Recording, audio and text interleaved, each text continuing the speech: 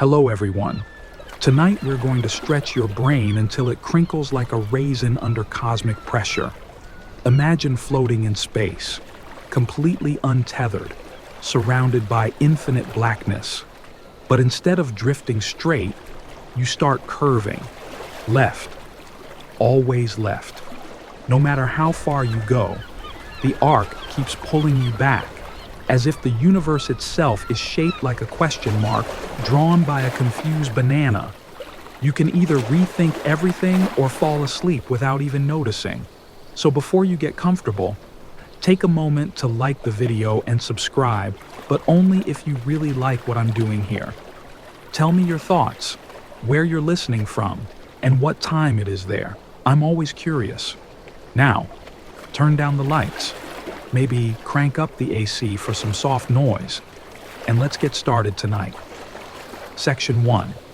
You've probably heard people say the universe is curved, but what they rarely explain is how, if space is expanding, where is it expanding into? And if you had a rocket powerful enough to go forever in one direction, would you eventually come back to where you started, like Pac-Man hitting the screen's edge? Welcome to the banana universe hypothesis.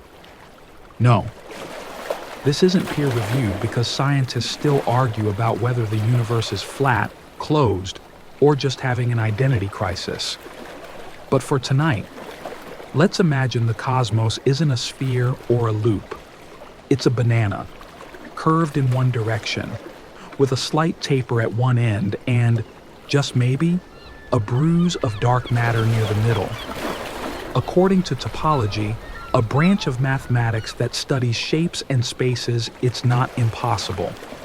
If the universe has a non-trivial topology, it might loop or twist in ways we can't perceive. Just like how a donut and a coffee mug are the same shape in topological terms, they both have one hole. The universe could be something ridiculous, but still mathematically sound. The weird part is, you might already be seeing the banana shape and not even know it. Cosmic microwave background radiation. The leftover heat of the Big Bang has tiny fluctuations. Some cosmologists have noticed unusual alignments, nicknamed the axis of evil. That's right, not a Star Wars reference, a real term. And some have speculated it could hint at the shape of the cosmos itself. But what does it feel like to live in a banana universe? Let's say you shoot a laser pointer straight ahead and wait long enough. Eventually, the beam comes back and zaps you in the back of the head. That's a real possibility in a closed-loop universe. There's also the ghost galaxy problem. If the universe loops, light could wrap around and show us multiple images of the same galaxy in different places. You might be looking at your own galaxy's butt and not even know it. Now, let's take a breath. Deep in. Hold it. Out. Imagine lying in bed. You close your eyes. You dream you're flying in a spiral through space, banana peeling through dimensions. When you wake up, nothing has changed, except now you can't stop thinking about potassium. And here's the kicker, even if the universe were shaped like a banana, how would we prove it? We can't see outside our observable universe. It's like being trapped in a dark room with a flashlight that only shines a few feet ahead. You don't know if the room is small, enormous, or shaped like a fruit. In the early 2000s, French cosmologist Jean-Pierre Luminet proposed that the universe could be shaped like a dodecahedron, a 12-faced polygon. He called it a wrapped universe. But a banana is arguably easier to draw and definitely easier to eat. Let's pull back for a moment and think smaller. You've probably peeled a banana from the wrong end before, and someone told you monkeys do it differently. That's a whole argument online. Now imagine aliens watching us peel fruit and thinking, this species is not ready for interstellar communication.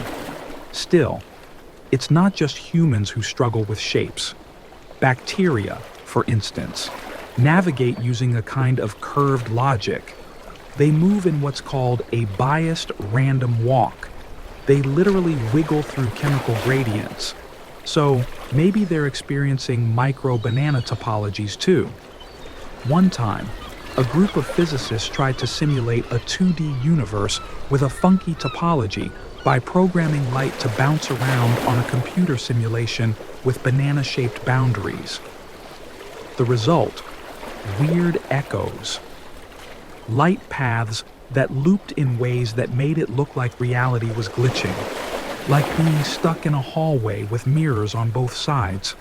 But one of them is slightly curved, so you always look like you're falling over. Let's not forget that the ancient Greeks believed the universe was made of perfect spheres. They called the heavens celestial spheres, and imagined stars were embedded in crystalline shells rotating around Earth. So the banana hypothesis.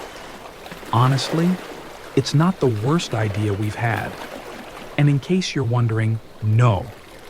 NASA does not currently fund research into banana-shaped cosmology. But would it be any stranger than dark energy?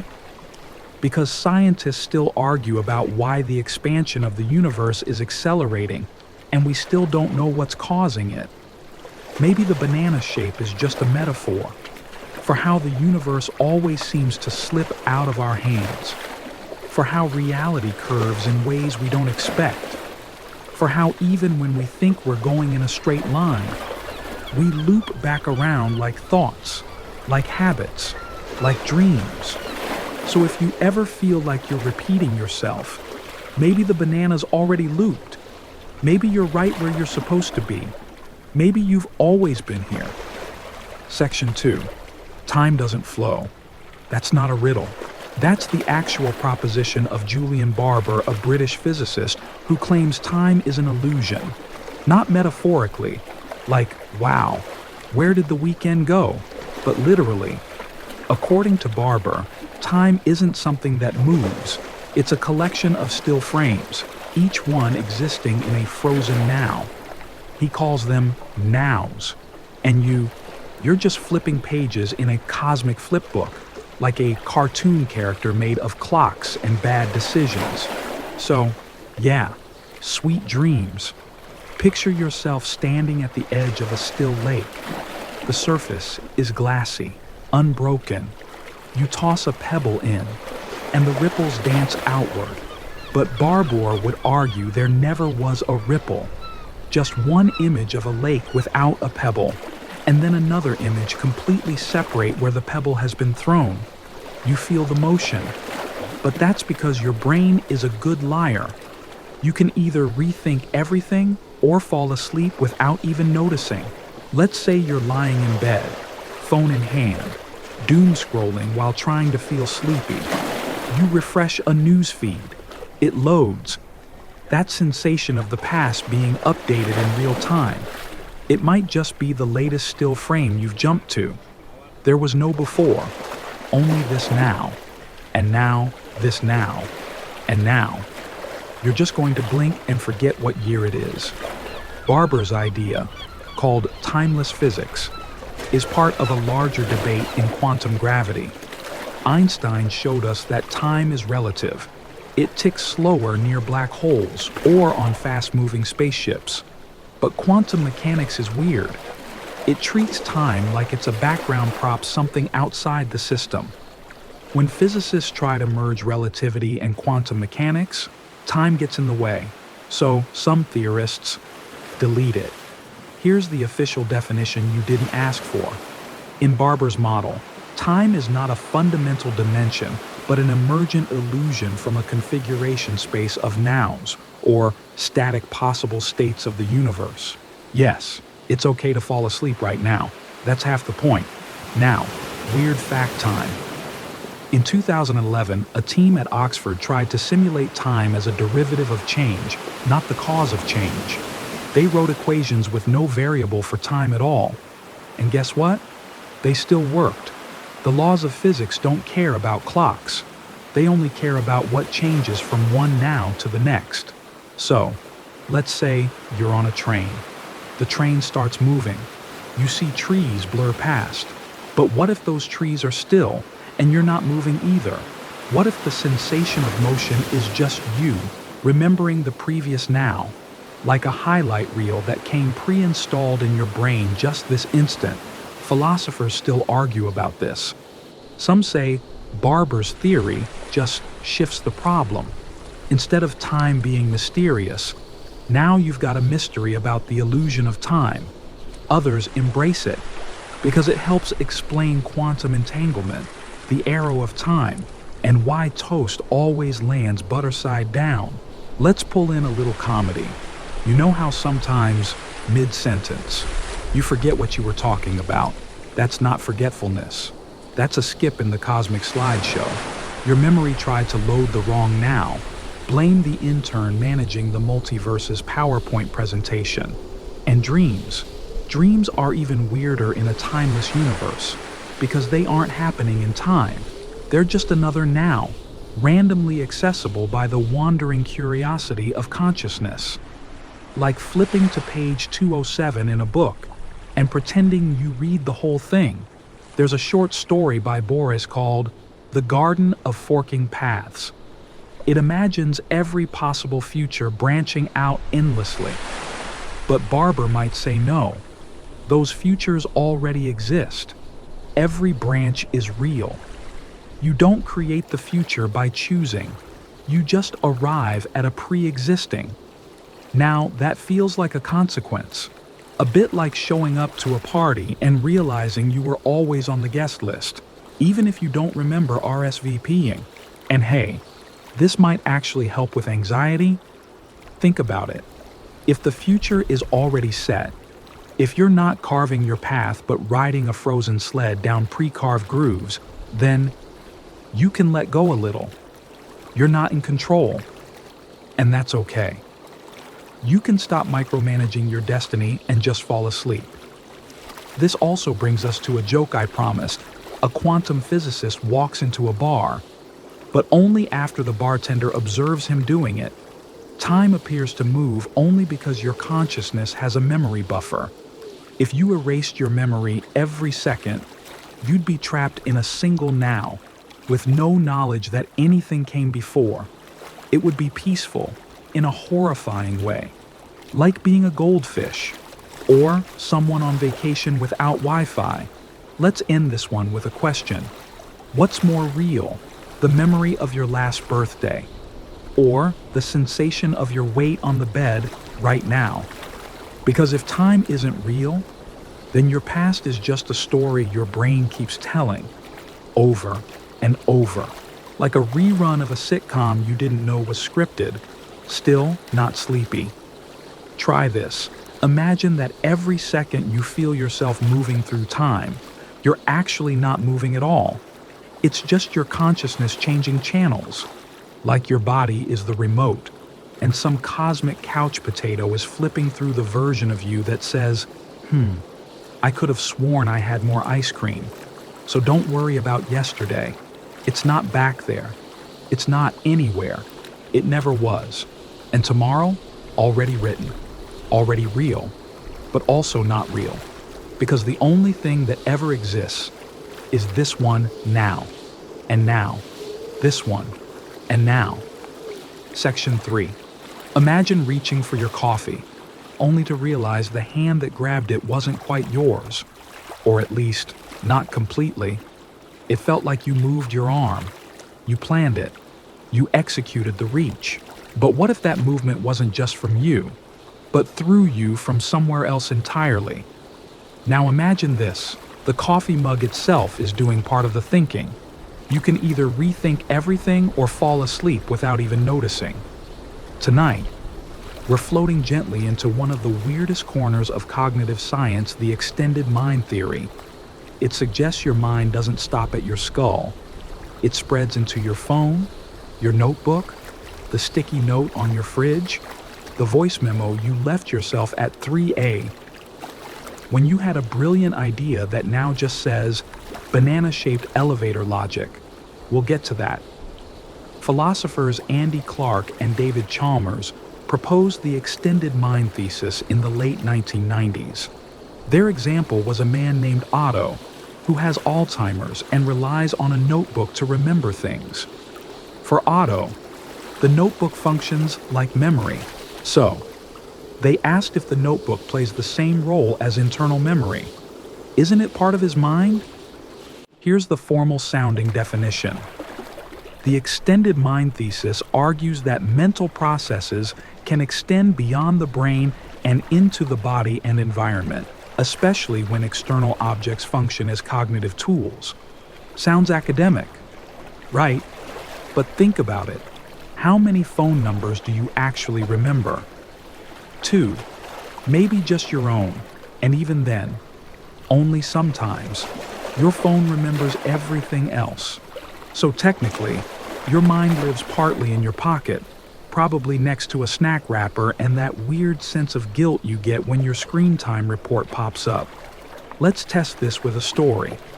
Once upon a Tuesday, a student took a philosophy exam, but instead of memorizing the theories, they wrote them all on their arm in tiny ink letters. They reasoned, if my calculator is allowed in math, why can't my arm be an epistemological aid? They failed, but philosophically, they made a point. What's the real difference between using your internal memory and a cleverly hidden cheat sheet? Even kids know this. Every time a child draws a treasure map or builds a Lego castle from instructions, they're extending their cognitive processes into the physical world. You don't store a whole image of what you're building. You store the steps. The Lego booklet thinks for you. Now imagine you're walking to the kitchen in the dark. Your feet remember where the edge of the carpet meets the tile. Your hand glides along the wall. Is that memory? Is it proprioception? Or is your body doing part of the thinking without bothering your brain? Sociologists still argue about how much cognition can be externalized. Some say extended cognition is just a metaphor. Others believe it explains modern life better than any internal brain-only theory ever could, especially now, when your smart home knows your bedtime better than you do. Here's a joke before we get too weird. Why did the philosopher break up with their GPS? Because it kept telling them where to go, but never why. Let's go deeper. When you use a whiteboard during a brainstorming session, it's not just storing ideas, it's changing how you think. The space, the handwriting, the layout, it shapes the thoughts. Your cognition is literally altered by the tool. So the marker in your hand, that's part of your mind now. Congrats. You're 5% Sharpie. And this has creepy implications. Because if your thoughts live partly in your phone, what happens when your phone updates or deletes things or starts suggesting words for you before you even think them? You've seen it when you're typing, and the autocomplete finishes your sentence. Happy birthday. I hope you... And it fills in are well, not are rich, not found enlightenment, not finally learned to fold laundry, just are well. Autocorrect is thinking with you, and sometimes for you, and sometimes instead of you. If that scares you a little, good. That means you're still human.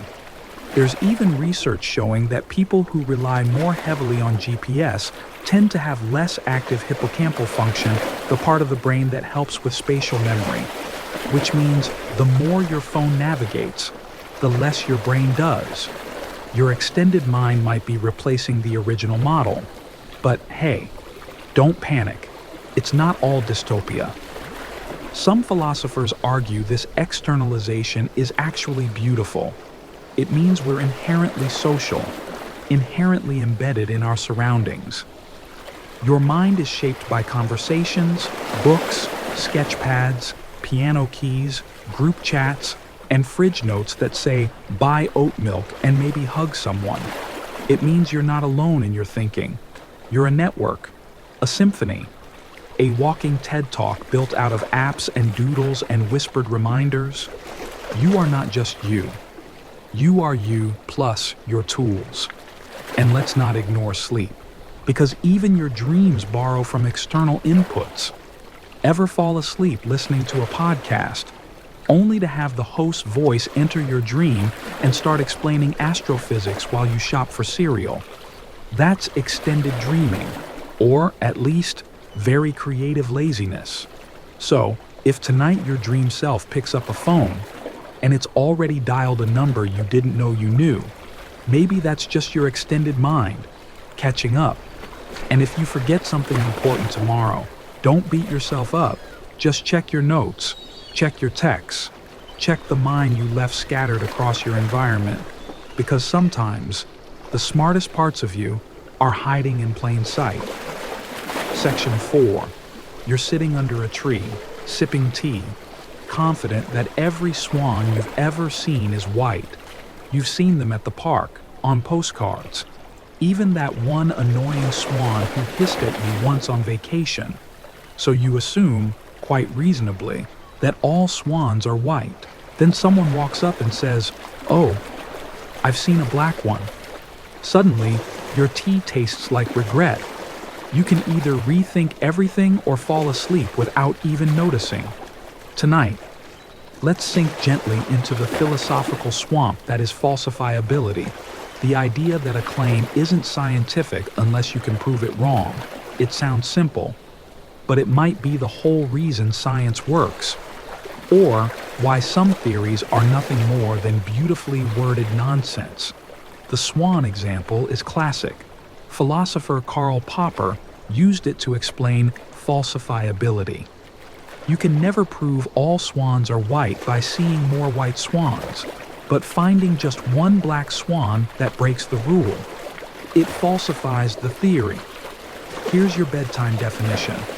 A claim is falsifiable if there exists at least one observation that could, in principle, disprove it. Now imagine applying this to your personal life. You say, "I'm a good person." Okay? What would falsify that a bad action, a selfish moment, or do you redefine what good means every time you mess up? Yeah, we're doing existential crisis and epistemology. Buckle up, or unbuckle, it's bedtime. Here's where things get strange. There are theories that sound smart but can't be falsified. Everything happens for a reason. What kind of experiment could prove that wrong? Or the universe is a simulation run by an advanced species? How would you know what test would break that idea?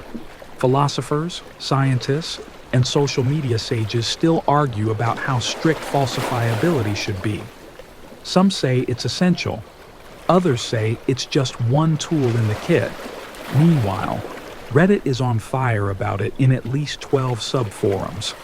Let's spice this up with a little historical weirdness. In the 17th century, Europeans had never seen a black swan. It was considered biologically impossible. Then Dutch explorers reached Australia and saw, wait for it, a black swan. They freaked out so hard it became a metaphor. Economist Nassim Taleb later coined black swan events to describe rare, unpredictable events that change everything, like financial crashes, world wars, or when your crush texts back at 2 a.m. And suddenly, you're awake for 6 hours wondering if the emoji was flirty or just polite. Here's a joke while we descend further. Why don't philosophers ever get invited to swan parks? Because they won't stop asking the birds if they falsify the theory of whiteness. Let's bring this back to you.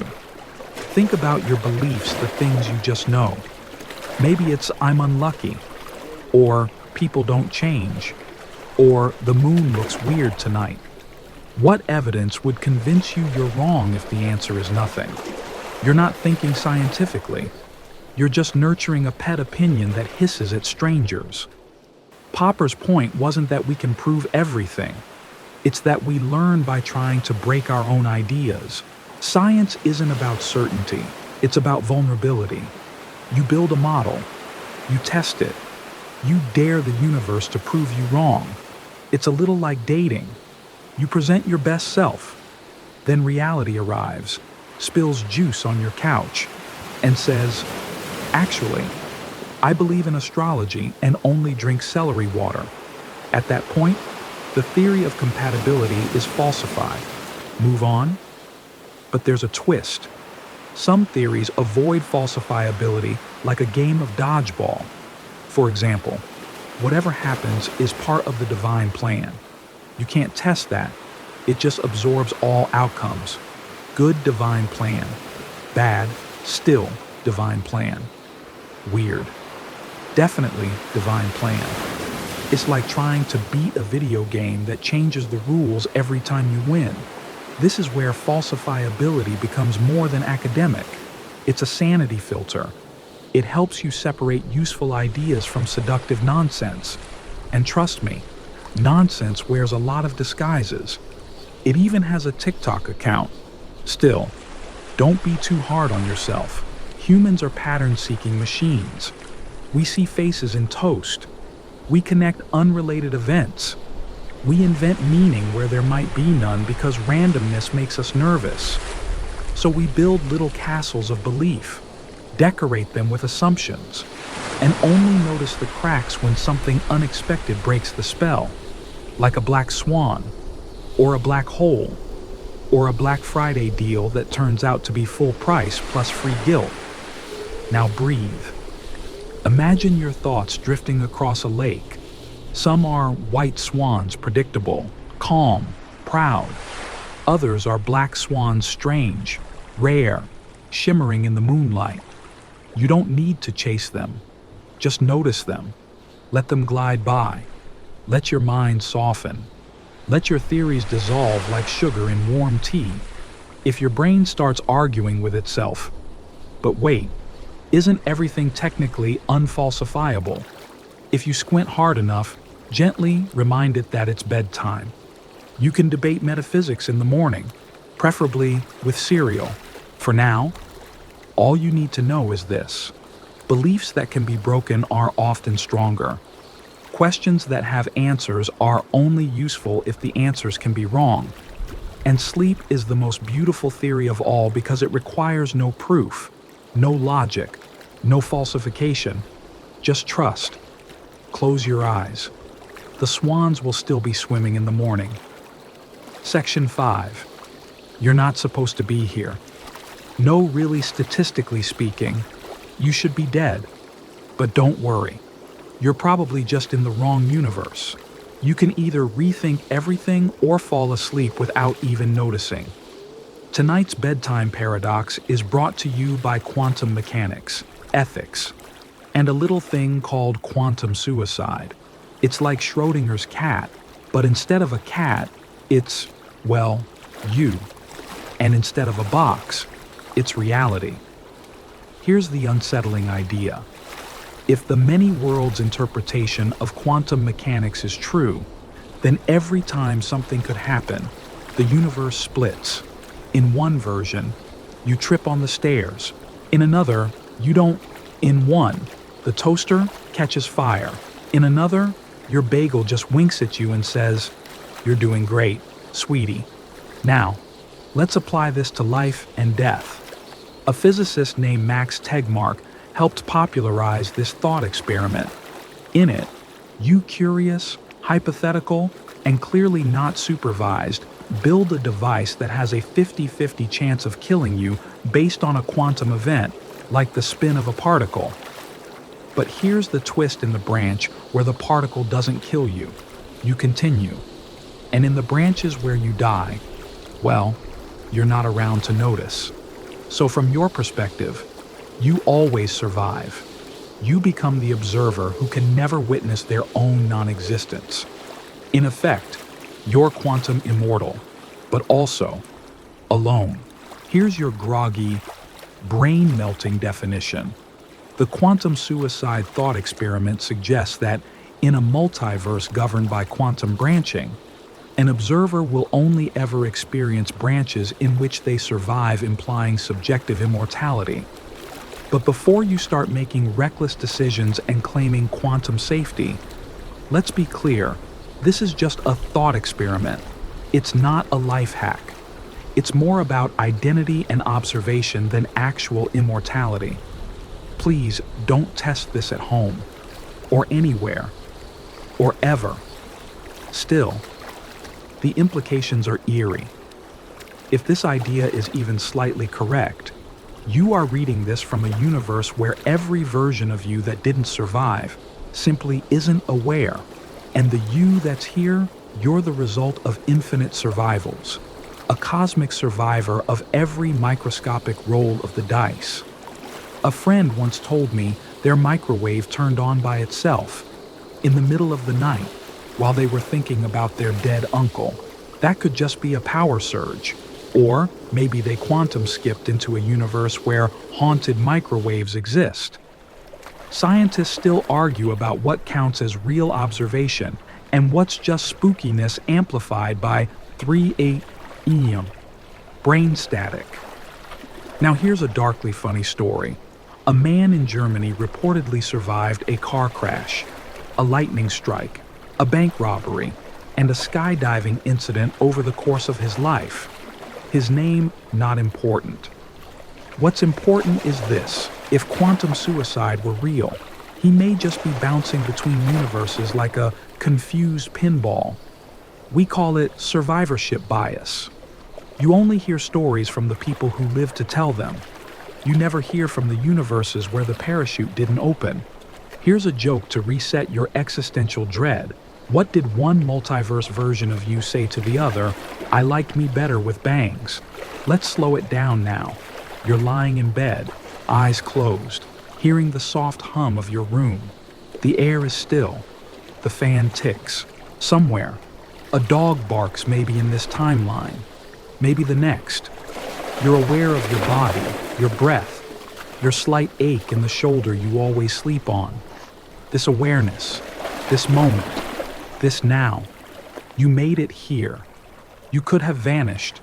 You could have missed this version, but you didn't.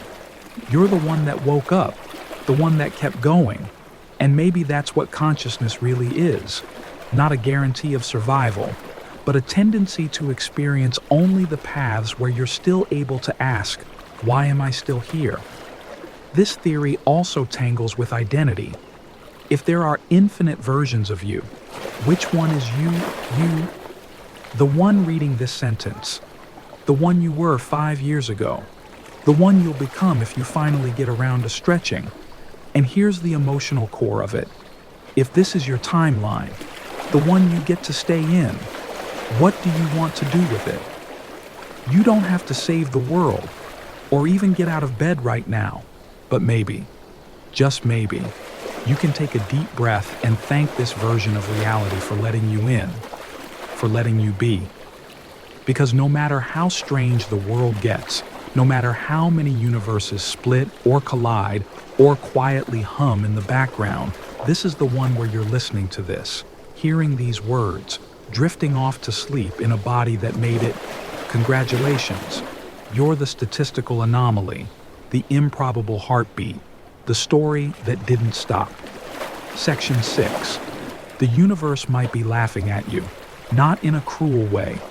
More like the way your GPS chuckles softly when you miss a turn. It definitely warned you about 3 times.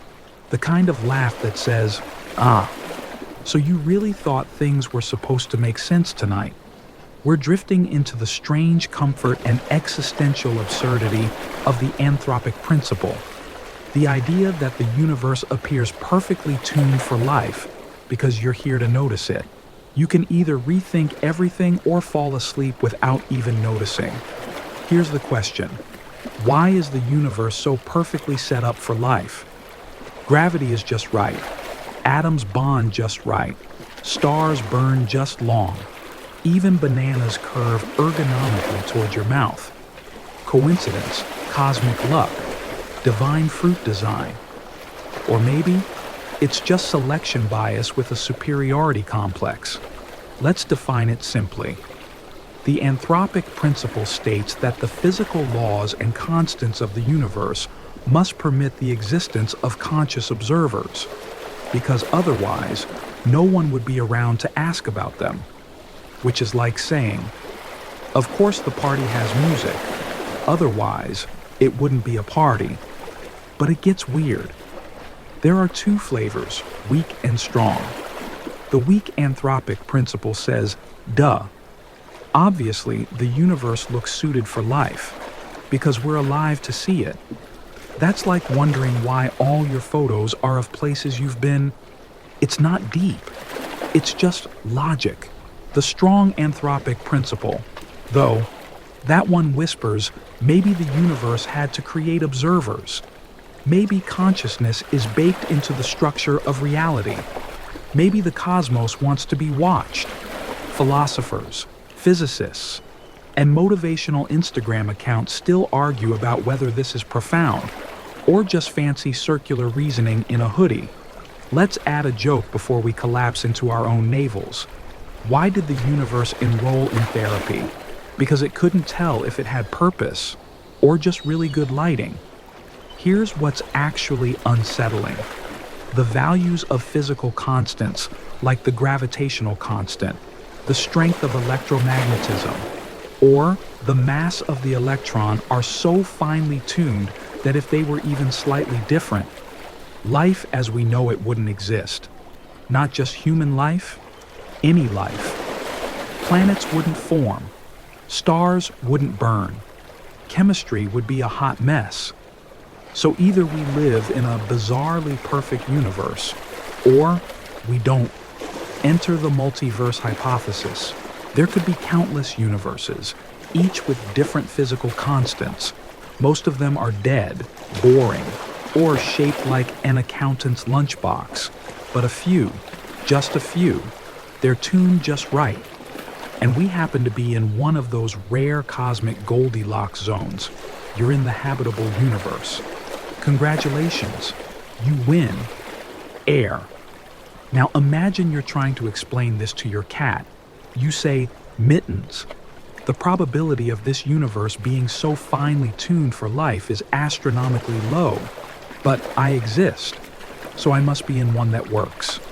Mittens blinks, then knocks your glass off the table. Classic strong anthropic principle rejection. There's an even deeper version, though something called the participatory anthropic principle, proposed by physicist John Wheeler. It says the universe requires conscious observation to exist, that the act of noticing creates reality. Yes, that's basically quantum physics meets if a tree falls in the forest. But no one has Wi-Fi. Did it even get posted? Which raises the uncomfortable possibility that the universe might care about being watched. That stars shimmer a little brighter because you're looking. That galaxies spread like gossip through space-time, whispering, hey, that carbon blob is staring again. Let's pause.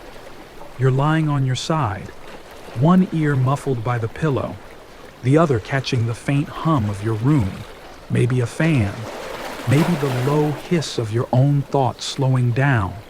You are warm, breathing, held by gravity and chance, and you're here. Of all the configurations of atoms that could have formed, you form. Of all the universes that could have collapsed into static, yours kept going. Of all the nights you could be worrying, you're listening. That's not proof of a plan, but it's not meaningless either. There's something quiet and wonderful about knowing that the universe didn't have to make sense, but it did. Enough, at least, for you to exist. Enough for consciousness to peek out from under the covers and whisper, what the hell is all this? And maybe that's the punchline. The universe isn't built for you, but it works with you. You're a local expression of cosmic math. You're a brief, lovely glitch in the simulation. You're the part of the universe that asks questions while half asleep. So when it feels like the cosmos is playing tricks on you when the toast lands jam side down, when the Wi-Fi fails only during Zoom calls, when every light turns red at once, just smile. It might not be a message, but it could be a wink. Section 7. You're dreaming right now. Or maybe not. Maybe you're just remembering dreaming. Or dreaming that you remembered. Or remembering that you were someone who dreamed they were someone else. Honestly, who even knows anymore? You can either rethink everything or fall asleep without even noticing. Tonight, We'll tumble headfirst into the weird velvet rabbit hole of theories that say your dreams might be the real world and waking life, just a persistent hallucination with bills and disappointing coffee. Let's start with a quote you probably don't remember signing off on. Last night I dreamed I was a butterfly. Or am I now a butterfly, dreaming I am a man? That's from Zhuangzi, a Chinese philosopher who definitely didn't have TikTok, but did have existential clarity and possibly insomnia. Here's your snoozy little definition. Dream realism is the philosophical idea that dreams may be indistinguishable from waking life, leading to questions about which is the true state of consciousness. Now add Tibetan dream yoga, where practitioners literally train to stay lucid in dreams, treating them as just another realm of experience. They believe the dream state reveals the illusory nature of all existence, that this right now might just be another layer of illusion, great bedtime energy. Let's bring in a modern version, simulation theory. The idea that reality is a computer-generated environment and that dreams are just the buffer loading between levels. If base reality is code, then dreams are off-script improv scenes in a badly lit black box theater, and waking life is just well-funded improv. You've had those dreams, the ones that feel more vivid than real life, where you taste colors, fly effortlessly, visit strange cities you somehow know, even though they couldn't possibly exist. And when you wake up, reality feels flat, slightly pixelated, as if your real body is somewhere else, still dreaming. Scientists still argue about what dreams are: a mental trash compactor, a rehearsal room, a cosmic cinema, or just your brain trying to file paperwork drunk. But they can't prove they're less real than waking life. After all, both are electrical patterns in the brain. Both have rules, logic sometimes, and consequences. You ever scream in a dream and wake up sweating? That felt real. Here's a fun and slightly horrifying fact. In REM sleep, your brain activity is nearly identical to waking consciousness, which means your dream self is about as alive as your daytime self, minus taxes. Let's pause and let that shimmer. What if your dream self thinks you're the dream? Let's pull in a recent story. A man once claimed he lived an entire 10-year life in a dream, complete with wife, kids, job, house, memories. When he woke up, he was devastated. It was so detailed, so consistent. He felt like someone had died when he opened his eyes. The people in the dream were gone. The love, gone. His fake dream cat, gone. That's not just imagination. That's identity under attack. So maybe your dreams are just you, in another timeline, one with weirder architecture and slightly more emotional vulnerability. One where your teeth fall out and nobody mentions it, but it still hurts your feelings. Dream researchers say that in lucid dreams where you know you're dreaming, you can ask the dream questions. Who are you? What is this? Why am I in a waffle factory full of ex-boyfriends? Sometimes the dream answers. Sometimes it laughs. Let's get silly for a second. If your dreams are real, does that mean your dream self is tired of you interrupting their life every morning? Dream, you is probably at brunch right now, sipping dream coffee, and then, bam, reality. You wakes up. Dream, you has to stop mid-bite and vanish like a sitcom that didn't get renewed. No wonder dreams get weird. They're rushing to finish their storyline before you ruin it with an alarm clock. Here's the deeper layer. Dreams and waking life might not be opposites. They might be partners. Feedback loops. One teaches the other. You dream about failing a test, and the next day, you study harder. You dream about flying, and you wake up a little less afraid of heights. Dreams are emotional rehearsals, psychic simulations, psychic suggestions, and yet they slip away so easily. like sand between fingers, like the memory of your childhood bedroom, like the name of that actor you know, but can't quite place. And maybe that's the point. Maybe dreams are reminders that reality itself is fragile. That memory isn't truth. That I was there doesn't mean it was real. So tonight, as you drift off, know this. Some part of you will keep moving. Some part will wake up elsewhere on a hilltop, maybe, or inside a floating cube. Some part will know it's dreaming and smile. Because whether this is the dream or the dream of the dream of the dream, you're still the one watching it. Section 8. Infinity is not just a number. It's a deeply personal insult to your ability to count things. No matter how far you go, infinity is already ahead of you, sipping tea and judging your effort. It's the concept that refuses to be boxed in like a toddler hyped up on sugar or your ex's opinion about astrology. You can either rethink everything or fall asleep without even noticing.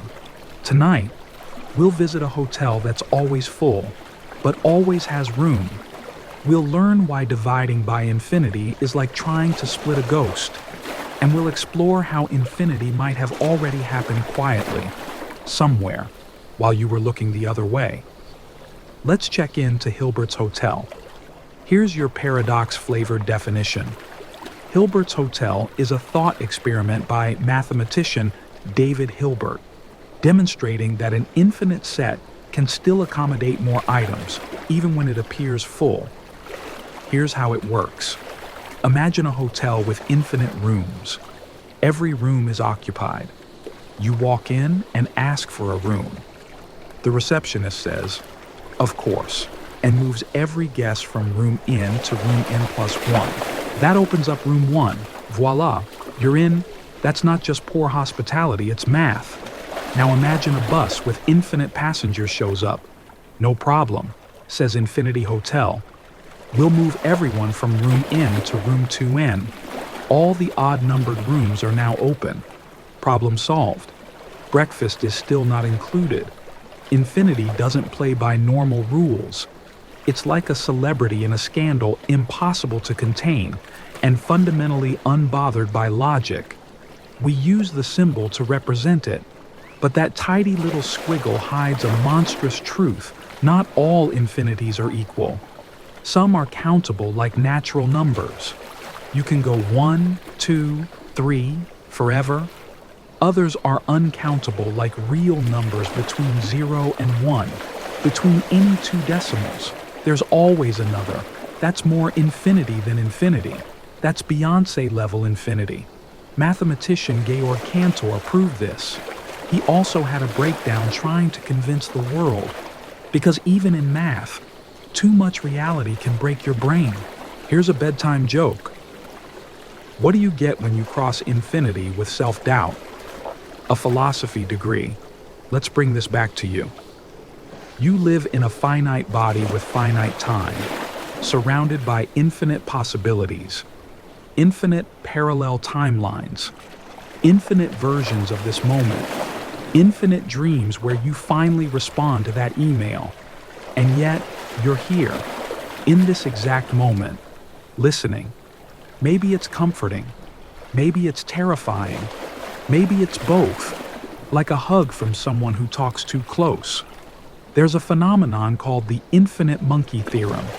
It says that given infinite time, a monkey hitting random keys on a typewriter will eventually produce the complete works of Shakespeare, and also your grocery list, and a breakup text from 2037, and the entire plot of a soap opera where time is allergic to itself. Physicists still argue about whether the universe is actually infinite. Some models say yes, it goes on forever. Others say it's finite but unbounded like a 4D donut or a hyperspherical hug. Either way, it's a mess. There's also a concept called cosmic inflation, which means the universe expanded faster than the speed of light just after the Big Bang. So fast that some parts may be forever out of reach. That's not just distance, It's causal disconnection, the universal version of ghosting. Let's float back to Hilbert's hotel for a moment. You walk down a hallway that never ends. The wallpaper changes subtly every few steps. One room has your childhood bedroom inside. Another has a version of you with different regrets. Another has an old friend you never called back. Each door is labeled with a number that doesn't quite exist. You don't knock, you just drift. Infinity isn't big, it isn't loud, it's quiet, persistent, sneaky. It's in the decimals of pi, stretching forever without repeating. It's in the stars you'll never see, the thoughts you'll never finish, the dreams you forget as they fade. And yes, it already happened. Infinity isn't ahead of you, it's around you. You're already inside it. So tonight, as your breath slows and your eyes flutter towards sleep, imagine this. You are a guest in Hilbert's hotel. Your room is always ready. The bed is made. The view is paradoxical. There's no checkout time, no final bill, no need to understand the architecture. You don't have to count forever. Just rest inside it. Section 9. You wake up one morning and notice something strange.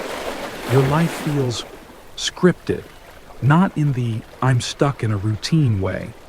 More like I think someone wrote this plot line for me, and they're not even that good at character development. You hesitate before saying something out loud, because what if that's exactly what the narrator wanted you to do? You can either rethink everything or fall asleep without even noticing. Tonight, let's float gently into the unsettling theory that you might not be a person but a story, not a character in a story. The story itself, just plot, memory, and recurring themes held together by the illusion of a self. This is the intersection of narrative identity theory and simulation theory, where psychology and digital paranoia hold hands in the dark and whisper. You ever feel like someone's watching? Here's the sleepy definition. Narrative identity theory suggests that your sense of self is constructed like a story, complete with protagonists, antagonists, chapters, goals, and plot twists. According to psychologist Dan McAdams, your personality is essentially your internalized and evolving life story. You are the unreliable narrator of your own existence, which is comforting until you realize the last plot twist was just you remembering something slightly wrong and making it sound cooler. And simulation theory. You know the one. The hypothesis that reality is a computer simulation run by advanced beings who may or may not be as bored as you were during the third season of your own life. Let's combine them. What if you are a story being written in real time by a simulation? What if your memories are just backfilled, data entries, your choices, pre-coded branches, your deepest regrets, flavor text? We'll pause for a moment while that settles over you like an existential duvet. Imagine your life like a Netflix series. There's a season arc, a few filler episodes, a devastating mid-season cliffhanger. You remember the one. Recurring motifs like, why do I keep dating people who think horoscopes are personality types? And maybe a mysterious narrator who keeps nudging you toward character development, whether you like it or not. Fun side note, philosophers still argue about what makes someone the same person over time. Is it your memories, your body, your sense of continuity? Because all three of those things change. You're already a sequel to someone who used to be you. Here's a joke before we rewrite reality. Why did the protagonist go to therapy? Because the plot demanded growth before the third act. Now let's take it further. There's a psychological concept called confabulation, when your brain fills in gaps in your memory with made-up details that feel absolutely real. It doesn't lie maliciously.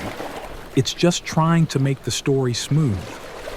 Your mind is a fiction writer with a looming deadline and a caffeine addiction. So maybe you're not remembering your life. Maybe you're editing it retroactively. And maybe, just maybe, someone else is writing the edits. Ever have a moment where your thoughts don't feel like your own, like a sudden idea lands in your mind fully formed, like a downloaded email you don't remember sending? That's narrative injection. That's the author adding a footnote. That's the simulation whispering, hey, wouldn't it be interesting if... There's a version of simulation theory called informational realism, which argues that consciousness is a byproduct of information processing.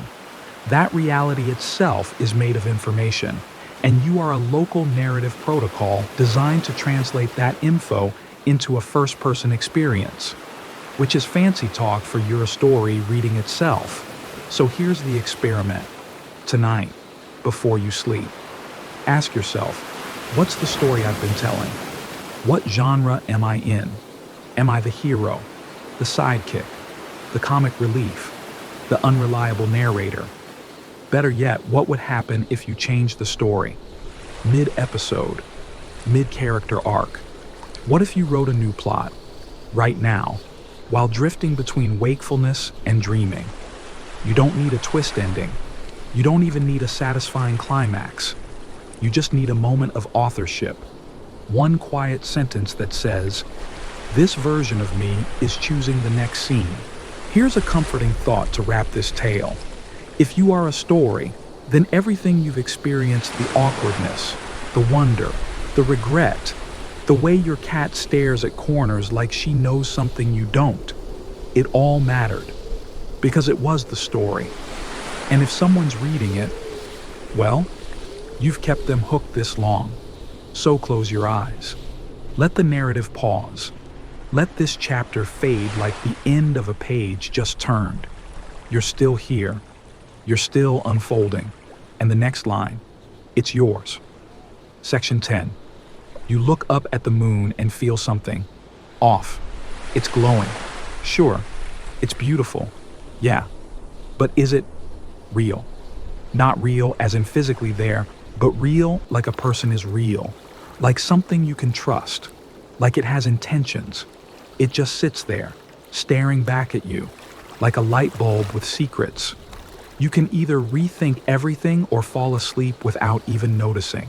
Tonight, we're spiraling softly into the strange belief systems, cognitive quirks, and emotional mysteries behind lunar solipsism and why the moon might not be what you think it is. Let's start with a real, wobbly definition. Lunar solipsism is not a formal theory, but a constellation of fringe beliefs and psychological patterns that suggest the moon isn't real, or not real enough that it may be a projection, a construct, a placeholder, or an observer in disguise. Now, to be clear, scientists still argue about plenty of things, but the moon's basic existence isn't on that list. We've been there, left footprints, lost golf balls. But in the land of reality weirdness, facts aren't the only game in town, feelings are. And the moon, it feels suspicious. There are people online, bless them, who insist the moon is a hologram, that it flickers sometimes, that it changes shape in ways shadows shouldn't, that you can see through it under the right conditions, that it's watching us more than we're watching it. They have blurry videos, they have passion, they have music soundtracks with a lot of synths. But maybe the moon doesn't have to be fake to feel, staged. You've felt it. That moment when you're walking home at night and look up, and suddenly it feels like the moon knows. Not what you did, but how you felt about it. That's emotional pareidolia, your mind assigning feelings to neutral objects. Here's a joke to keep it light. Why did the moon break up with Earth? Because it needed space, but kept orbiting for the drama. Now let's take a breath. Apophenia is the human tendency to find patterns and meaning where none exist. It's what makes us see faces in clouds, hear messages in static, Think Mercury in retrograde is personally attacking our friendships. It's not madness, it's humanness. The moon becomes a canvas for that, a perfect blank eye in the sky for us to project our hopes, fears, and lunar crushes onto. And once it's up there, glowing like a soft spotlight, our imagination fills in the rest. And then there's the hollow moon theory, a fringe belief that the moon is an artificial satellite, possibly built by ancient aliens or future versions of ourselves with a flair for spooky minimalism. It stems from seismic data collected during Apollo missions, where the moon rang like a bell when struck because it lacks the molten core of Earth. Was that evidence of hollowness? No. But in the theater of mystery, it was enough to make people squint suspiciously. Let's not forget conspiracy theories are emotional tools. They give chaos a shape. They turn randomness into design. And in a world where the moon just exists, constant, untouchable, glowing without permission, it's no wonder we give it a job: watcher, messenger, trickster, ex-lover of the sun. Here's where it gets personal. You've had nights where the moon felt too bright, too close, like it was interrupting your thoughts, like it was shining not for beauty but for you, to remind you of something, of someone, of some feeling you buried under your calendar. And maybe you stared back. In some indigenous traditions, the moon is a grandmother. In others, a warrior, a storyteller, a balance. Science sees it as a rock that stabilizes Earth's rotation. Art sees it as a mirror for our emotional tides. Both can be true. Just depends what part of your mind is looking. Now imagine a version of you that's never seen the moon. You've lived underground, in a simulation, or on a planet with only 2 suns. Then one night, this pale, glowing sphere rises into your sky for the first time. Wouldn't you be suspicious? Wouldn't you think that's not natural? That's a message. The moon doesn't blink, doesn't change its expression, doesn't DM you at 2 Mom. But it's always there, a constant in a world that won't stop changing. And that constancy, it's unsettling, because what kind of thing never changes, yet controls the tides of your world? The moon might not be fake, but it might not be neutral. So tonight, as you lie there, drifting deeper into sleep, try this picture. The moon not as an object, but as a presence. Not as a destination, but a companion. One that's always watched from just the right distance. One that never leaves, even when you forget to look. Maybe the moon doesn't care. Maybe it's just there. Or maybe it's part of the story. Just a whisper in the sky that says, I see you. Even here, especially here. Section 11. You ever have a thought and wonder, where did that come from? Not like a random craving for pickles or a song stuck in your head. More like a whole idea, a full sentence, a memory or insight you don't remember constructing, but there it is, clear as moonlight on tile. You didn't summon it. It appeared. Maybe. It wasn't yours. You can either rethink everything or fall asleep without even noticing. Tonight, let's slide silently into one of the strangest and most whispery corners of consciousness, the theory that your thoughts don't belong to you, that the mind is not a sealed box, but a radio tuned to a field of consciousness that exists everywhere, all the time. Let's start with the easy, late-night definition. Panpsychism is the philosophical view that consciousness is a fundamental feature of all matter, that everything, from atoms to asteroids, possesses some form of subjective experience. Yes, even spoons, even pebbles, even that stubborn sock under your bed. If panpsychism is right, they're not just objects, they're silent witnesses. You're not generating thoughts like a factory. You're catching them like a fisherman. You're a tuning fork for the conscious hum of the cosmos. Sound far-fetched physicists, philosophers, and at least 3 rock musicians still argue about it. Not whether thoughts are mysterious they are, but whether consciousness is emergent, built from complexity, or fundamental, baked into the universe itself, like flavor into soup. Let's go back to you, lying in bed. A thought arrives, I should text that person. Or, what if we're all just ants on a sugar cube? Or I miss my childhood bedroom and I don't know why. Where did those come from? Were they yours? Did you build them? Or just notice them? Now take a breath. Imagine that your brain isn't thinking, but detecting. And consciousness is not a candle inside your skull. It's the sky above your head. You don't make the weather. You experience it. This perspective shows up across cultures. In Hindu philosophy, consciousness is Brahman, the fundamental reality of the universe. In some indigenous traditions, thoughts are part of the land, passed through language and place. In Jungian psychology, there's the collective unconscious, a deep well of archetypes and symbols we all share. Here's a gently spooky bedtime joke. What did one thought say to the other in your head? I think we're not alone in here. You've probably felt it before when you walk into a room and forget what you were saying.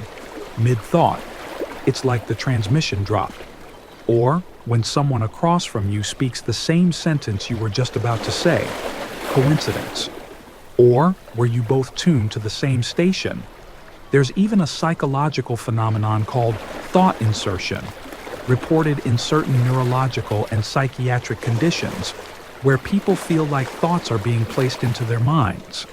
And while that's a clinical diagnosis in extreme cases, it also gestures at something familiar, the feeling that your thoughts arrive more often than they're made. Let's bring in a soft anecdote. A man walking by the ocean stops suddenly. He feels something heavy, not sadness, not memory, just presence. He looks out and thinks, this moment is already over, even while I'm living it. He doesn't know why, but it changes him. He never forgets the thought, even though he never claims it as his own. Now let's stretch this idea.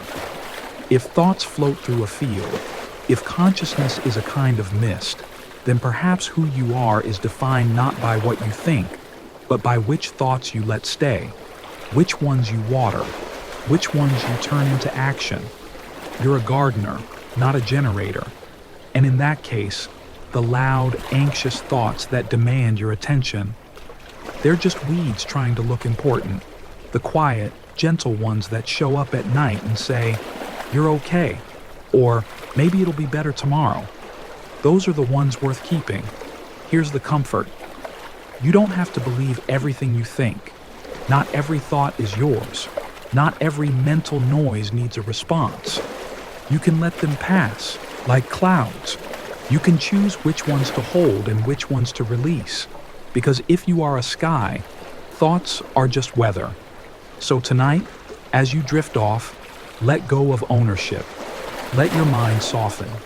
Like open water, let the thoughts come. Let them go. And know this, the silence beneath the thoughts, that's you. Section 12. You wake up feeling different. Your face is familiar, but the memories that come with it feel like borrowed clothes, comfortable, yet not entirely yours. You go through the motions, brush teeth, make coffee, scroll, sigh, repeat, but something in the mirror is just slightly off. Maybe it's not you looking back. Maybe you were replaced while you slept. You can either rethink everything or fall asleep without even noticing. Tonight's identity-shattering lullaby is brought to you by the ship of Theseus and the delicate unreliability of memory. What if every piece of you has changed cell by cell, belief by belief, and the you from yesterday is just a rumor your neurons agreed to keep telling. Let's ease into the definition like a warm bath. The ship of Theseus is a thought experiment that asks if every part of a ship is replaced over time, piece by piece. Is it still the same ship? Apply that to you. You shed and replace cells constantly. Your skin is new every few weeks. Your red blood cells last about 4 months. Even your bones sturdy. Loyal refresh every decade. The only thing that feels continuous is memory. And memory, as it turns out, is the world's most confident liar. Neurologists have shown that every time you remember something, you're not pulling up a saved file, you're rewriting it, editing it, resaving it with changes. Memories are like Word docs passed around a group project, always modified, always distorted, and somehow still submitted as the truth. So if your body changes, and your memories change, what's left? Your Netflix queue. Some philosophers say identity is just pattern persistence. As long as your thoughts and behaviors follow a roughly consistent trajectory, you're you. Others say that's nonsense, that you're just a collection of loosely stapled narratives pretending to be a self. Here's a bedtime joke to soften the blow. What did the old version of you say to the new one? Nice to meet me. Now, let's bring in memory plasticity, the brain's remarkable ability to rewire itself. When you sleep, your memories are reorganized, pruned, reshaped. Studies show you can even implant false memories by suggestion. It doesn't take a mind control device, just a story told well enough to sink in. So what happens when you wake up and believe something slightly false? A fake childhood detail, a love you never actually lost, a fear you never actually faced. If you feel it, does it matter whether it happened? Is memory truth, or just a convincing dream? Now imagine you're swapped out every night. You go to sleep one person. In the morning, a new you wakes up downloaded with the previous version's highlights, wearing the same pajamas, making the same coffee, still wondering what that weird dream meant. Would you know the difference in one sci-fi experiment, real in concept, fictional in practice? Scientists imagined a teleporter that disassembles your body at point A and reassembles it atom by atom at point B. Same structure, same thoughts, same breakfast preferences. But is that still you? You weren't moved. You were copied. The original version of you was destroyed. Would you step inside? People debate this all the time in ethics classes. Some say yes. Others say they'd rather walk. Thanks. But here's the gentle paradox. Even without a teleporter, that's kind of what sleep does. You shut down, go unconscious. Your brain reboots. You wake up with new chemistry, new micro-injuries, new dreams half remembered, and yet you say, "Good morning." You pretend you're still you. Let's zoom out now. There are people you used to be, versions that felt permanent. The child who thought the moon followed the car. The teenager who believed love was always loud. The young adult who thought careers were ladder-shaped. Those selves are gone, but parts remain. Glances, echoes, digital footprints, cringe memories that still make you flinch. So, if you have been replaced, every night, piece by piece, does that make the current you a ghost, a sequel, a cover band? Or maybe you're the continuation?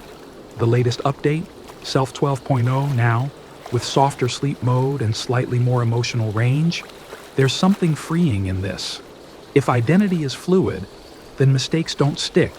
Guilt can fade. You don't have to be consistent, only curious. Tonight, as you rest your head, imagine that you're handing off your body to someone new. A future you, a kinder version. One with softer hands and better timing. You're leaving behind a note that says, "Take care of this. I tried." You might wake up tomorrow and not remember who wrote it, but it will still matter. because memory or not, the kindness will stay. Section 13. You're being watched, not by a person, not even by a camera, by reality itself. Because the moment you pay attention to something, it changes. And the moment you look away, it resets. No, this isn't paranoia. It's physics. And it's personal. You can either rethink everything or fall asleep without even noticing. Tonight, we're blinking our way into the unsettling glitch known as the observer effect. The idea that the very act of observing something can alter what it is. Not metaphorically, literally. Reality behaves differently when it knows it's being watched. Here's your quietly weird bedtime definition. In quantum physics, the observer effect refers to the change in a quantum system when it is measured, most famously demonstrated by the double-slit experiment. Let's break that down gently. In the double-slit experiment, scientists shot tiny particles like electrons at a barrier with two slits, and then onto a screen behind it. When nobody watched, the particles behaved like waves, creating an interference pattern as if they went through both slits at once. But when scientists set up a detector to observe which slit each particle went through, the pattern changed. The particles acted like particles, not waves. The interference vanished. It's as if the universe said, "Oh, you're watching. I'll behave." That's not science fiction. That's quantum mechanics. And physicists still argue about what it means. Some say it's just measurement interfering with the system. Others whisper wilder things that consciousness itself plays a role, that reality is incomplete until you notice it, that the universe only renders the detail when you look like a video game saving memory by only loading what's in front of the camera. So, yeah, you're the main character now. Here's a joke to diffuse the existential static. Why don't electrons ever gossip? Because they know someone's always observing. Let's pull back. You felt this in your own life. The moment you focus on your breath, it changes. The second you try to be natural for a photo, you stiffen up. The instant someone says, "act normal," your brain crashes like a slow browser. Observation alters behavior, quantum or not. But what if this goes deeper? What if reality doesn't fully exist until attention shines on it? This isn't just quantum curiosity, it's part of delayed choice experiments, where the decision to observe can happen after the particle's journey and still affects the outcome. Let that soak in. The future changes the past. You can fall asleep to that thought. I'll wait. This starts to blur the line between science and something eerily personal. Maybe you've noticed the world behaving oddly when you're not looking. Objects feel slightly moved, a sound you can't place, a sudden familiarity in a place you've never been. These aren't signs of madness. They're reminders that perception builds your world, that attention isn't passive, it's creative. In psychology, there's something called inattentional blindness. If you're not focused on it, you won't see it even if it's right in front of you. Like that famous video where people count basketball passes and completely miss the person in a gorilla suit walking through the scene. So, what else are you not seeing? Not because it's hidden, but because it's not being observed yet. This brings us to simulation theory again. If we are in a simulation, then rendering only what's observed would be efficient.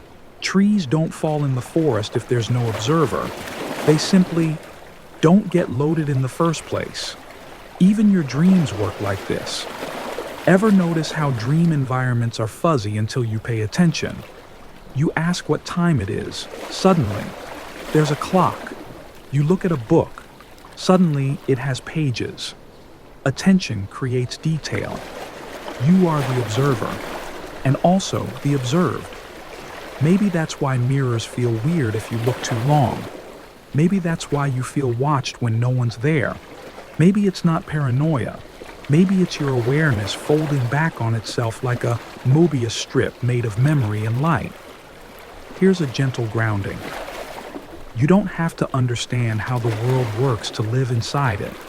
You don't have to observe everything to be part of it. You can close your eyes. The world doesn't disappear, but for a moment it pauses. It softens. Let's end on this tonight. Let the world exist without needing to watch it. Let the ceiling fade. Let the walls blur. You are still here, even unobserved, especially unobserved. Because the quietest parts of you, the ones no one sees, are still real. Section 14. There's something wrong with the math. Not your math. The universe's. Somewhere in the cosmic equations, those pristine, Nobel Prize-winning formulas that supposedly describe all of reality, there's a number so wildly, laughably wrong that it makes scientists rub their temples and quietly scream into their coffee. You can either rethink everything or fall asleep without even noticing. Tonight, we'll drift into the most baffling mismatch in the known cosmos, the cosmological constant problem, also known as the worst theoretical prediction in physics. Let's start with the bedtime definition. The cosmological constant is a term in Einstein's equations that describes the energy density of empty space, aka dark energy. The problem: the number predicted by quantum field theory is about 120 orders of magnitude larger than the number we observe. That's not just wrong. That's trying to order a sandwich and accidentally launching a missile levels of wrong. Let's put it in sleepy scale. If you predicted the weight of a cat and were off by a factor of a trillion, trillion, trillion, trillion, trillion, trillion, trillion, trillion, trillion, trillion, trillion, trillion, you'd be equally accurate. And yet, the universe exists. It's expanding. And not just expanding, but accelerating in its expansion, as if being pushed by something invisible, ghostly, and polite enough to stay just out of reach. That invisible something is what we call dark energy, and the cosmological constant is how we try to describe it. But the numbers don't make sense. Physicists still argue about how to fix this. Some say we need better theories. Others think we've misunderstood something fundamental about space itself. And a few whisper the most unhinged, comforting, softly horrifying possibility of all. Maybe we're in the one universe that worked. Enter the multiverse again, those countless parallel realities with different laws, constants, and personalities. Most of them collapsed or expanded too fast or never formed stars. But this one, this oddball, this almost miracle, it stumbled into balance. You're here because this version of reality got its math just wrong enough to be habitable. We call it fine-tuning, but it feels more like cosmic improv, like the universe made a typo, and it accidentally created galaxies. Here's your philosophical scoop of existential gelato. If the cosmological constant had been just a little bigger, matter wouldn't have clumped into stars or planets. You wouldn't be here. No, you. No me. No late-night spiral into astrophysical absurdity. So, how did we get so lucky? Well, maybe we didn't. Maybe it's just a selection effect.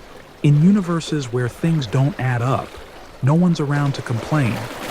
Still, the discrepancy haunts physicists. It's been called the biggest embarrassment in theoretical physics. Even Einstein fumbled with it. He first added the cosmological constant to make the universe static, then called it his greatest blunder when he realized space was expanding. But maybe he was right. Accidentally. Again. Because now, we need that term to explain why space is expanding the way it is. It's like baking a cake, forgetting an ingredient, adding something random to compensate, and discovering you invented flan. Let's take a break with a little space joke. Why did the physicists bring string to the bar? Because they thought string theory could hold the universe together. Here's the softer truth. Reality doesn't owe us elegance. It doesn't have to make sense. It can be messy, mismatched, full of unexplained leftovers. And yet, here it is, expanding, cooling, buzzing quietly with the static of old stars and forgotten equations. You ever walk into a room and feel like you've missed something, that the furniture's been rearranged slightly, that someone almost remembered your name? That's what the cosmological constant feels like to scientists, like a number that doesn't belong, a leftover from a version of the universe we never got to see. But the mystery is oddly comforting, because it means we don't have it all figured out, that even the smartest people with the best telescopes are still squinting at the sky and saying, "Wait, what?" And in that uncertainty is room for wonder, room for awe, room for you. So tonight, close your eyes and picture the number 10 followed by 120 zeros. Imagine trying to carry that number in your pocket. Imagine whispering it to the stars. Imagine letting it go. You don't have to solve the universe. Just sleep in it. Section 15. Eventually, everything happens. Not figuratively, not poetically, literally. If time stretches on forever, then every possible configuration of atoms, every scenario, every emotion, every sentence, including this one, has already happened, or will, somewhere out there. You've lived this moment 1,000,000 times, and somewhere else, you never did. You can either rethink everything or fall asleep without even noticing. Tonight, we arrive at the quietly terrifying, oddly comforting endgame of weird theories, eternal recurrence, Boltzmann brains, and the idea that nonsense is inevitable if the universe doesn't stop. Let's define it like we're tucking it in. Eternal recurrence is the hypothesis that the universe and all events within it are recurring infinitely across time or space. Boltzmann brains are theoretical, self-aware entities that could arise randomly from quantum fluctuations in a chaotic but eternal universe. Let's unpack that with your eyes half closed. If the universe is infinite, or loops, or runs forever, then randomness isn't just possible, it's mandatory. Eventually, atoms will align into a giraffe that understands French. Eventually, a copy of you will appear atom for atom floating in the void, blinking, confused, and thinking. I feel like I left the oven on.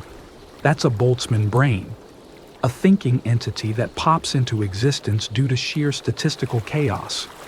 It's unlikely, but in eternity, unlikely becomes certain. The math works, the emotion, less so. Because if random brains can pop into being and imagine memories, then who's to say you aren't one? What if your life, your past, your childhood dreams were just background noise stitched together by a moment of fluke awareness?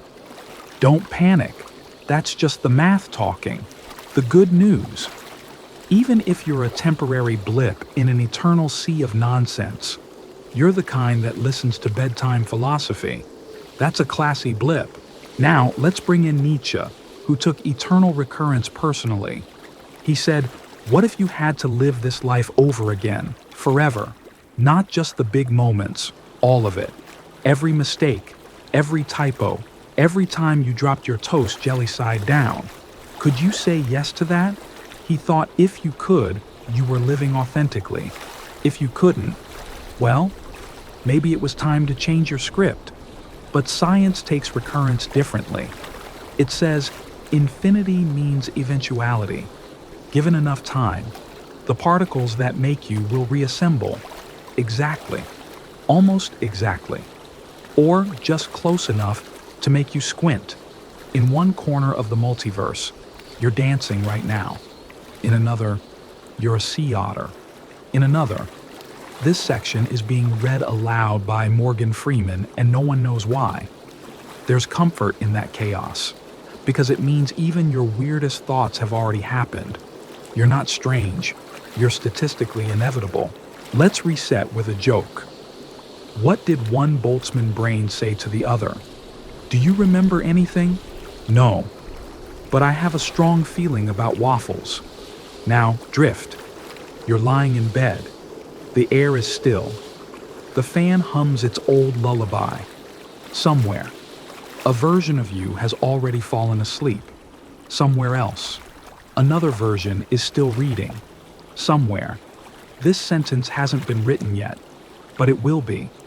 And the version of you that's here, you're the one who made it. Through all the loops, all the noise, all the statistical soup, you happened. That's enough. So let your body sink into the mattress. Let your mind unravel from the logic trap. You don't need to make sense. You're not here to solve infinity. You're here to feel it, softly, sleepily. You're here to dissolve into the possibility that everything just is. And even if it all happens again, you'll be ready. You've already been here. Welcome back. Section end and now. Let it all soften. You've wandered through universes shaped like bananas, through dreams that whispered louder than facts, through thoughts that floated in like borrowed jackets. You've met your quantum selves, your false memories, your Boltzmann brain cousins drifting in cosmic static. You've stared at the moon and wondered if it was looking back, and through it all, you've stayed with this story. Or rather, this story has stayed with you. Every theory, every paradox, every impossible question, it wasn't meant to confuse you. It was meant to free you from certainty, from rigidity, from the idea that everything has to make sense right now. Because maybe it doesn't. Maybe the point of being here in this body, in this moment, in this impossible timeline is not to solve the puzzle. It's to rest inside it, to close your eyes and know that reality is both messier and more magical than anyone can explain. To trust that even when your thoughts loop or drift or vanish into dreams, you are still part of it all, still carried, still cradled. So go ahead. Let the constants blur. Let time dissolve. Let your story quiet to a gentle breath. Because somewhere, in some version of everything, you've already found peace. And here, you're almost there too.